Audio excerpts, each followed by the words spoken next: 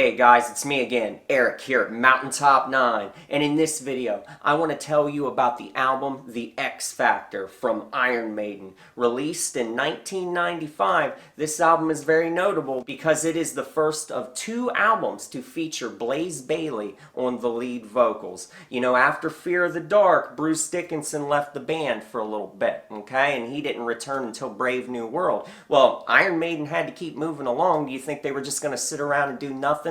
So they already knew Blaze Bayley from the band Wolfsbane because they had opened for Iron Maiden in the past. So Steve Harris was already familiar with Blaze Bayley, already familiar with what he could deliver vocally, and they brought him on board, and this album is the result. This album was written at a time when Steve Harris was going through some personal drama. He was going through a divorce at the time, I believe. And, you know, as well as that, Blaze Bayley also contributes some emotional writing on songs like 2 a.m. and Man on the Edge. And this album just has a really somber tone to go along with the album cover and just the vocal approach from Blaze Bayley. Because let's face it, his vocal approach is quite workmanlike. His range kind of stays in kind of this one road where it's just right to your face. It's very earthy, it's very gritty. You're not going to get the same kind of mesmerizing, you know, head-spinning vocal approach that you'll get from a guy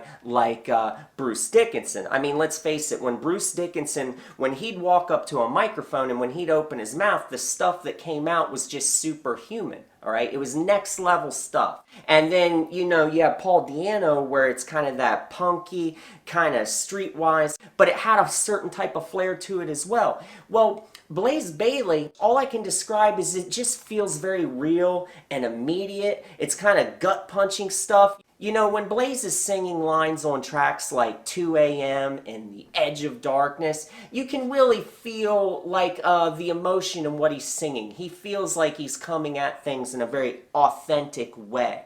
So I think the emotion resonates. When you listen to a track on here like Kingdom of Heaven and you hear Blaze's vocals, it sounds like he means every damn word. It feels like he's in it for the long haul. So you gotta like that. You gotta like the grit and determination on display. But anyway, let's talk about some of the tracks on here. First of all, the album starts off with Sign of the Cross. Now, I like Sign of the Cross, but for me, this is not in a good spot as an intro song. I think a track like Sign of the Cross should be maybe later on in the album, like track 4 or 5. I don't know, it just takes a little bit too long to get going. I don't like it when Maiden opens albums with tracks that have these long, drawn-out introductions before you even get to the meat of the song, before you even get to the thrust, to the heaviness, to the pure elating metal feeling that you get from great Maiden stuff. I don't like it when they put a song like this that just takes too much time to get going.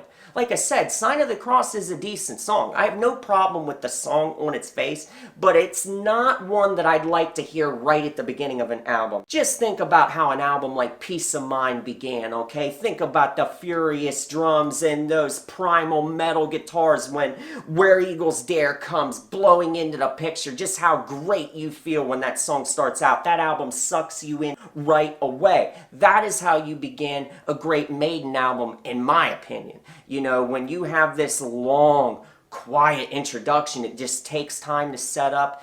Man, come on, move that shit to track 4, to track 5. Move it towards the back of the album. Don't put it right at the front. This album would have been better off beginning with a song like, I don't know, put something like Lord of the Flies or Man on the Edge. Put one of those as the very first song, just so you get people energized, get people revved up for the duration. That's kind of how...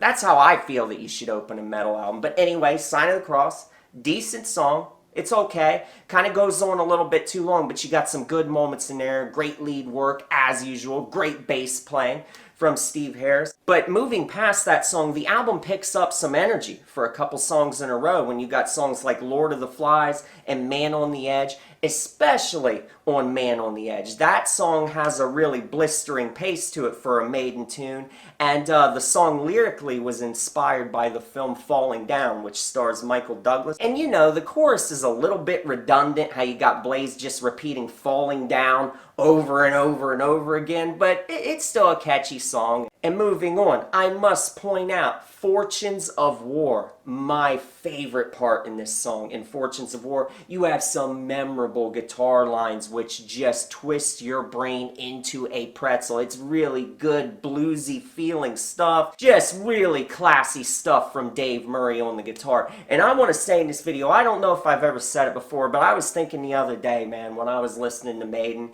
and listening to Dave Murray play and then watching him in live videos, I would say that Dave Murray is my second favorite guitar player of all time. Behind Tony Iommi. Tony Iommi's my number one. I'd probably put Michael Denner right behind Dave Murray. But yeah, man, Dave Murray at number two, because there is something about that bluesy, really fluid sound that he gets from his fingers, man. No one can emulate and get Dave Murray's playing down as far as I'm concerned. There is only one Dave Murray, and his playing is amazing. I always love his solos. I can always tell his solos. As soon as he starts playing one of his leads, you know it's him, and that's the sign of a legendary player.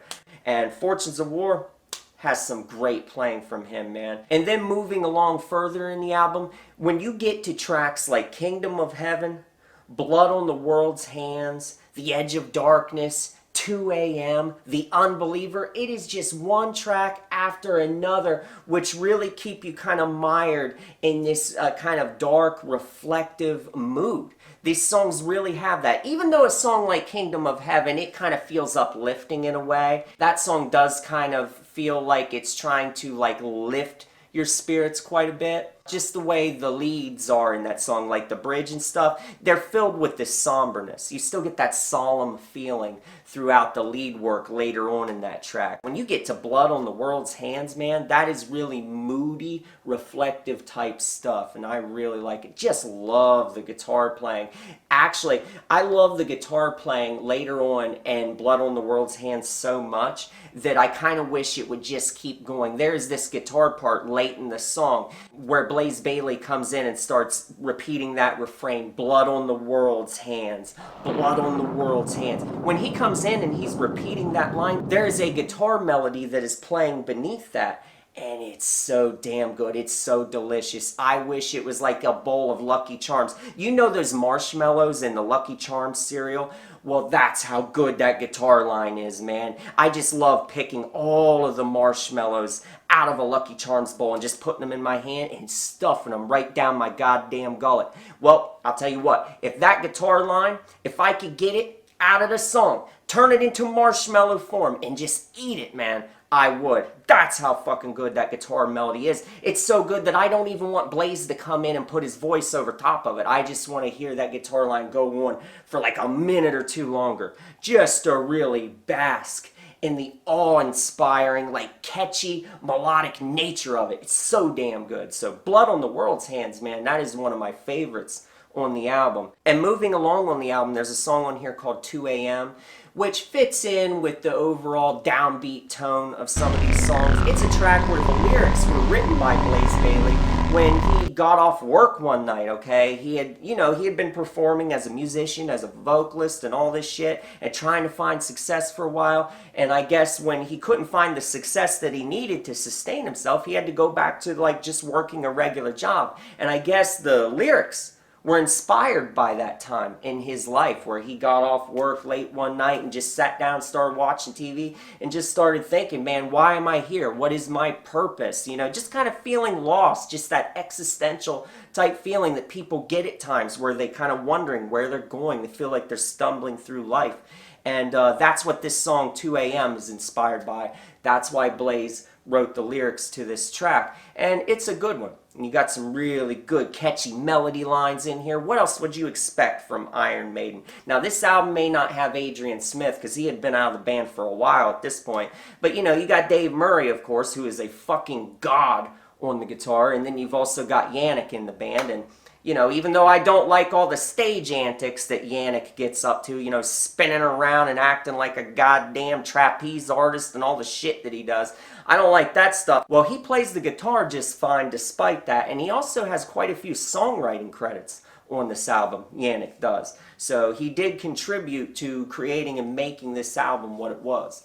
And yeah, guys, I mean, overall, The X Factor is an album which is, I think it's a pretty damn fine album. I wouldn't put this album in my top 5 or anything. I don't quite think it hits that height of greatness, but it's still a damn fine piece of work. But it's definitely one that maybe people skipped over back in the day because it didn't have Bruce Dickinson on the vocals, and maybe people didn't give it a chance. Well, I'm here to say you definitely need to give this album a chance. It's just a really genuine feeling that you get from Blaze Bayley. It's very direct, and there's no mincing around, no pretense. He just kind of goes right for the gut level with his vocals. Like I said, not this spectacular range. You're not going to get all these dazzling notes just flying through the air like you get with a guy like Bruce Dickinson.